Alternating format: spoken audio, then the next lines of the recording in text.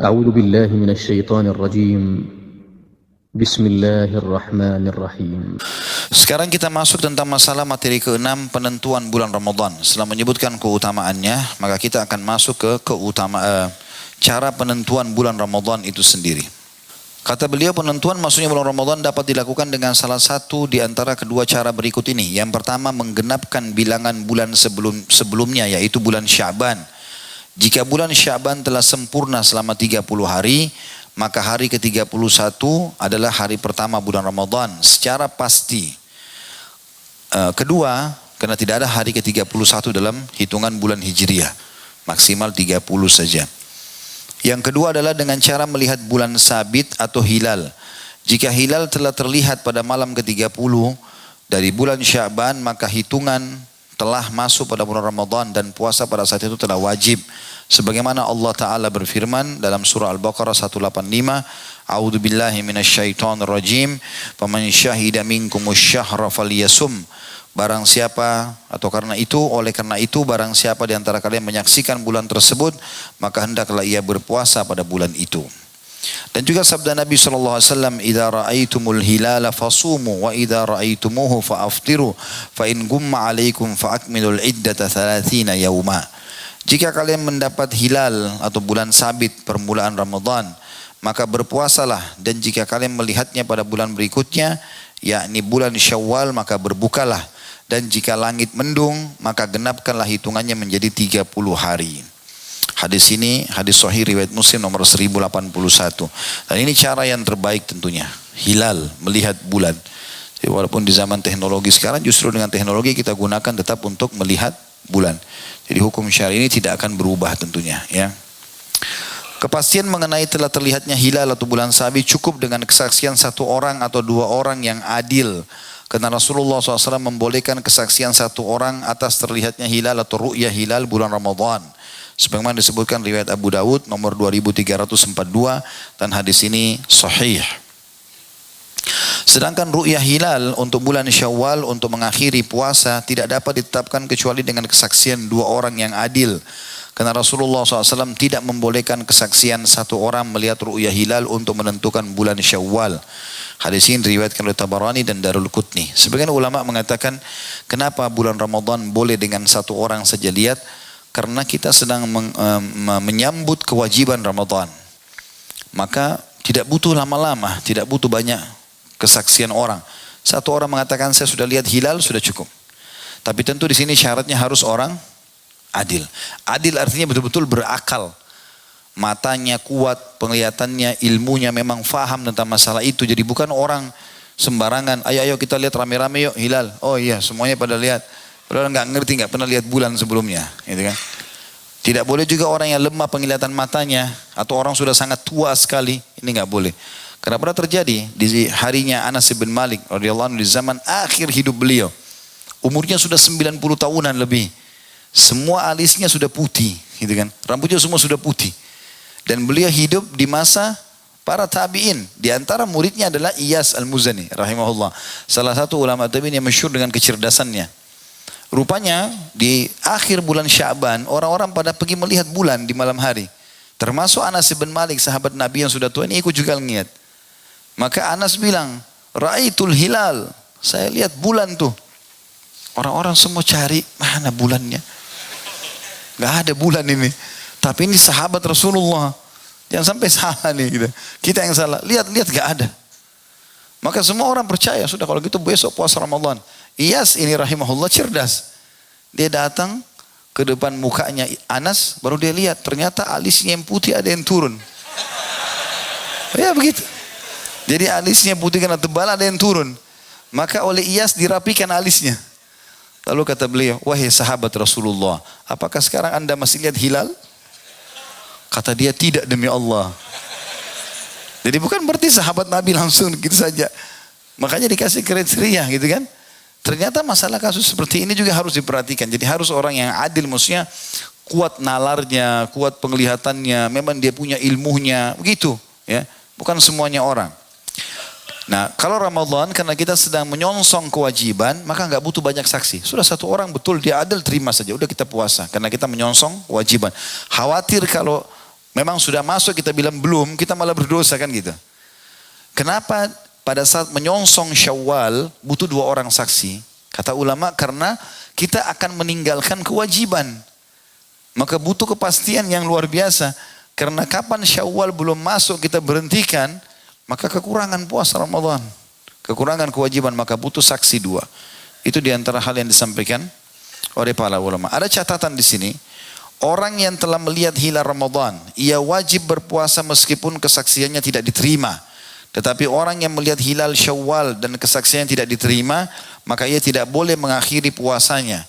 Karena Rasulullah SAW telah bersabda, As-sawmu yawma tasumuna wal fitru yawma tuftirun wal adha yawma tudahun. Puasa ialah hari pada saat kalian berpuasa, dan al-fitr atau idul fitri adalah hari pada saat kalian berbuka, dan al-adha atau idul kurban adalah hari pada saat kalian berkurban. Di sini riwayat Tirmidzi nomor 697 dan beliau menghasankan, Ibnu Majah juga menyebutkan di nomor 1160.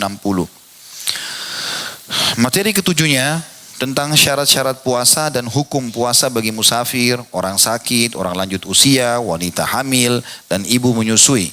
Dan tentu insya Allah mungkin kita akan cukupkan dengan bahasan ini ya. Dan kita akan insya Allah buka pertanyaan. Setelah itu kita akan lanjutkan sekitar 6 lembar lagi pada Senin akan datang dengan izin Allah Subhanahu Wa Taala. Poin A-nya di materi ketujuh ini syarat-syarat puasa. Syarat-syarat wajibnya puasa atas muslim adalah berakal dan balik. Hal itu sesuai dengan sabda Rasulullah sallallahu alaihi wasallam di dalam hadis yang masyhur riwayatkan Imam Bukhari diriwayatkan Imam Ahmad nomor 1330 dan Abu Dawud 4399. Rufi al-qalamu an thalatha, anil majnuni hatta yufiq, wa anil naimi hatta yastayqidh, wa anis sabi hatta yahtalim. Pena atau hukum telah diangkat dari 3 orang, yaitu orang gila sampai ia sadar, orang tidur sampai ia bangun, dan anak kecil sampai ia bermimpi atau balik.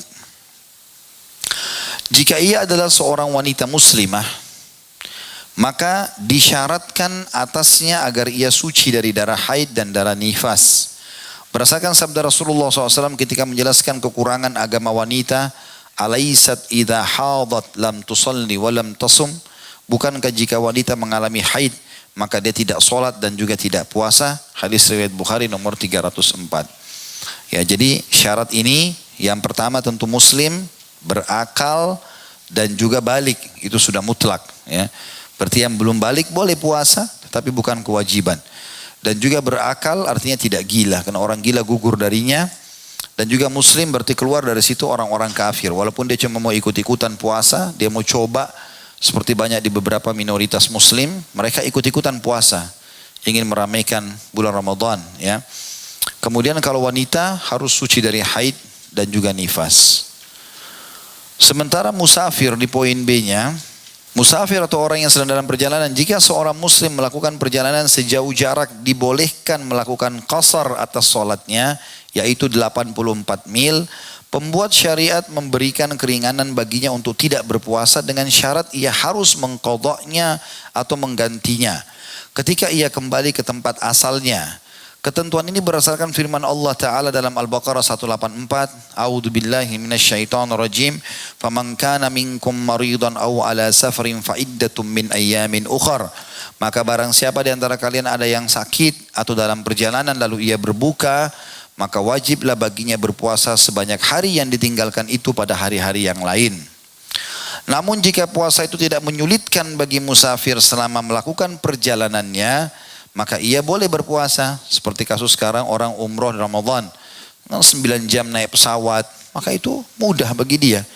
AC ya, pelayanan, dia bisa tidur ya. Tidak ada sesuatu yang membuat dia kecuali cuma haus sedikit saja, maka dia boleh berpuasa. Maka hal itu adalah lebih baik ya. Tetapi jika perjalanan itu menyulitkannya, maka dalam keadaan demikian berbuka adalah lebih baik. Sesuai dengan pernyataan Abu Sa'id al-Khudri radhiyallahu anhu, kunna nagzu ma'a Rasulillahi sallallahu alaihi wasallam fi Ramadan, faminna as-sa'im wa minna al-muftir, fala yajri as-sa'imu 'ala al-muftir wa al-muftiru 'ala as-sa'im, thumma yarawna anna man wajada quwwatan fasama fa inna dhalika hasan, wa yarawna anna man wajada dha'fan fa aftara fa inna dhalika hasan. Dahulu kami pernah berperang bersama Rasulullah SAW pada bulan Ramadan. Tepatnya kata sebagian ulama hadis ini adalah perang Badr, ya, karena di bulan Ramadan, dan itu awal pertama diperintahkan puasa Ramadan. Di antara kami ada orang yang berpuasa dan ada pula yang tidak berpuasa. Orang yang berpuasa tidak mencela orang yang tidak berpuasa, dan orang yang tidak berpuasa juga tidak mencela orang yang berpuasa. Kemudian para sahabat berpendapat bahwa orang yang mendapatkan kekuatan kemudian berpuasa itu adalah baik, dan orang yang mendapati dirinya lemah kemudian tidak berpuasa maka hal itu juga baik. Hadis ini riwayat Muslim nomor 1116. Tentu tadi saya bilang kalau orang merasa dirinya kuat, naik pesawat segala macam, dia bisa, nggak ada masalah. Tapi kalau dia sudah safar, walaupun itu dingin, AC segala macam, tapi dia merasa dirinya kehausan, ya. Kadang-kadang apalagi kalau orang umroh menuju ke Saudi, itu mundur 4 jam. Ada juga kadang-kadang unik, saya pernah temukan di pesawat begitu. Dia buka puasa, dia ikuti jam Indonesia, ya. Take off dari Jakarta jam 3 sore. Tinggal 3 jam lagi azan. Kalau jam 3 sore, Saudi mundur 4 jam. Berarti baru jam 11 pagi. Gitu kan. Berangkat 9 jam. Maka 3 jam pertama penerbangan masih terang, mereka sudah buka puasa. Dengan alasan ikuti Indonesia. Keliru ini. Sebagaimana juga kita kalau pulang dari Saudi ke Indonesia, misal ada orang pulang Ramadan, maka kita diuntungkan dengan 4 jam maju. Kalau kita berangkat misalnya jam 10 pagi waktu Saudi, itu berarti sudah jam 2 siang waktu Indonesia gitu kan. Tinggal 4 jam lagi sudah buka puasa. Memang sudah begitu sunnatullah. Tapi semua Allah berikan pahala masing-masing, ya. Pilih saja, buka puasa atau puasa. Tapi kalau ada orang buka puasa jangan disalahkan, ya. Tentu juga dianjurkan orang yang buka puasa ini, dia makan agak jauh sedikit dari orang yang puasa. Jangan orang duduk di ekonomi kelas, pesan ayam, pesan jus, pesan ini, di sebelahnya semua orang puasa. Sengaja bunyi-bunyi lagi kalau makan. Maka ini sebaiknya jangan. Jadi dia coba ke belakang, dia minta sama pramugari mungkin gitu kan. Tapi tidak boleh menyalahkan. Ini riwayat yang sangat bijaksana menyebutkan bagaimana para sahabat saling menghormati pada saat itu.